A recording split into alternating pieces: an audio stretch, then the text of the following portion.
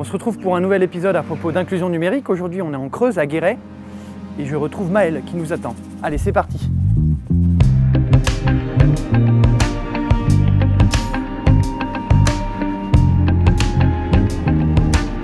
Bonjour Maëlle. Bonjour. Est-ce que tu peux m'expliquer où on est aujourd'hui et ton métier, ton rôle? Alors ici, on est au conseil départemental de la Creuse. Le conseil départemental a notamment comme compétence l'action sociale et les politiques d'insertion. On a édité un appel à projet pour que les populations en difficulté puissent bénéficier d'une formation, d'une montée en compétences sur les outils numériques et sur une deuxième partie de cet appel à projet, comment aussi concevoir des projets professionnels en lien avec le numérique puisque c'est aussi maintenant un nouveau vecteur d'activité professionnelle et économique. Comment je pourrais y avoir accès de façon très concrète? Il y a une structure qui a répondu, qui s'appelle le réseau TELA, qui doit maintenant le déployer sur le territoire. Alors ça passe par deux choses. Le pass en lui-même, qui est un chéquier qui peut ressembler à ce qu'on connaît sous forme des titres restaurants, par exemple. Ce chéquier, il sera disponible directement auprès du réseau.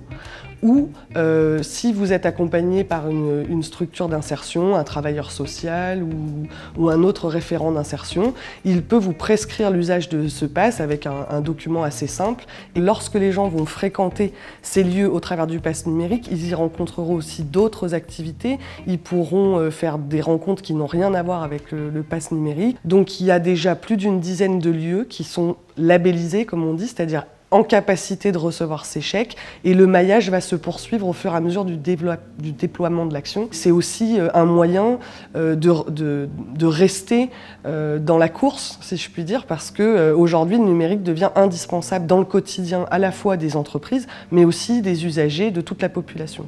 Toutes les personnes en fait, qui se sentiraient en situation vraiment de vulnérabilité ou de difficulté par rapport au numérique peuvent contacter le réseau TELA pour savoir si, d'une manière ou d'une autre, elles peuvent bénéficier du pass numérique.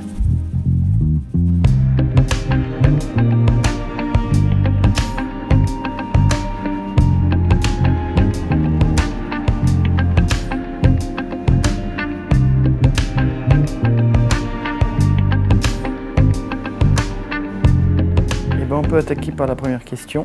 Quel est votre plan d'action concernant l'accès au numérique sur votre territoire? Alors, le numérique, c'est quoi pour nous? C'est un véritable outil qui va nous permettre de répondre à un enjeu essentiel dans un département rural tel que le nôtre, accueillir de nouveaux habitants, accueillir de nouvelles activités.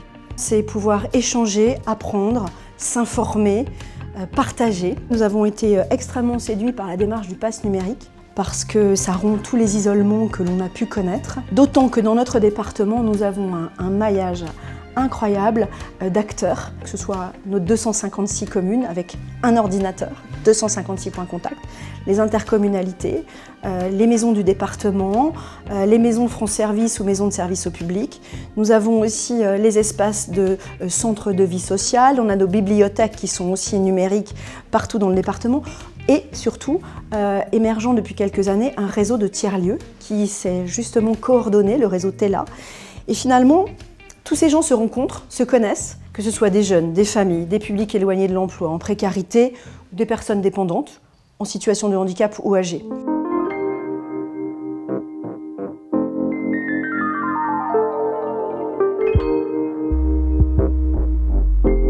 Bonjour Eric. Bonjour Joseph. Est-ce que tu peux nous expliquer où on est ici? Alors on est dans le bureau du réseau TELA, qui est un bureau loué dans la quincaillerie, la nouvelle quincaillerie, qui vient de déménager. La quincaillerie qui est un service public de l'agglomération du Grand Guéret. Okay. Et le réseau TELA, lui, est le réseau des tiers-lieux creusois, dont fait partie la quincaillerie. C'est pas nouveau pour nous aujourd'hui l'inclusion numérique. Par contre, l'avantage qu'on a eu avec le lancement de cet appel à projet, c'est de structurer et de coordonner réellement ce projet, ces petites actions qu'il y avait par-ci par-là dans des tiers-lieux, dans des centres sociaux, par des indépendants, etc., etc. Avant l'action capacitante, il y avait un autre modèle d'action de montée en compétences professionnelles qui s'est réalisé, c'était la Grande École du Numérique, où on a pu accompagner des personnes qui étaient exclues socio-professionnellement à des compétences numériques professionnelles et qui aujourd'hui, en définitive, dans le projet inclusion numérique, vont devenir des médiateurs numériques qui vont accompagner les publics. Si on accompagne les publics même les plus exclus au numérique, ils vont sans doute pouvoir devenir des acteurs liés au numérique sur leur territoire, et ainsi de suite, et ainsi de suite.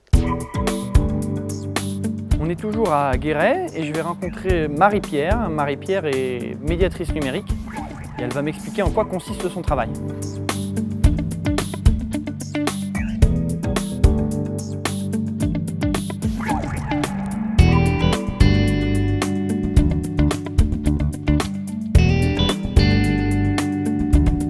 Marie-Pierre, bonjour. Bonjour. Est-ce que tu peux me dire ce que tu fais, à qui tu rends service, voilà.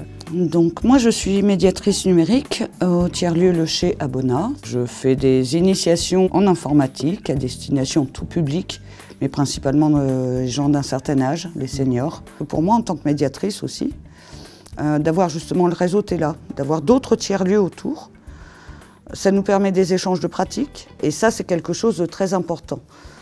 De ne pas être justement tout seul dans notre tiers-lieu face à nos petits seniors, nos ordinateurs.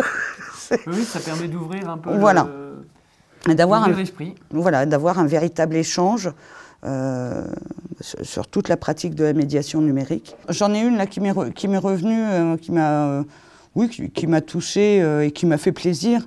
C'était une dame qui était passionnée de généalogie. Je l'ai conseillée pour l'achat de son ordinateur. Elle a fait toute une initiation pour se débrouiller avec. Et effectivement, cette dame-là, je ne la vois plus en initiation. Mais j'ai régulièrement des nouvelles où elle me dit « Oh, j'ai retrouvé mon arrière-arrière-grand-cousin du côté de ma mère ». Excellent. Ah oui, donc c'est vraiment, tu lui as donné une sorte de liberté, d'autonomie. Une autonomie, une liberté, et elle qui ne voyait pas l'intérêt justement du numérique, à part le côté administratif qui, entre guillemets, la mettait plutôt en rogne qu'autre chose.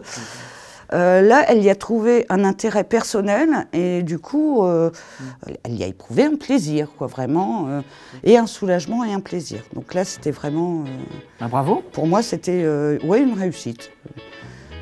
Voilà, ma petite médaille à moi. Voilà, cet épisode touche à sa fin. Quelle belle expérience que de rencontrer ces personnes qui œuvrent conjointement pour redynamiser et développer le département de la Creuse. La Creuse est donc un territoire rural connecté et elle a de beaux jours devant elle.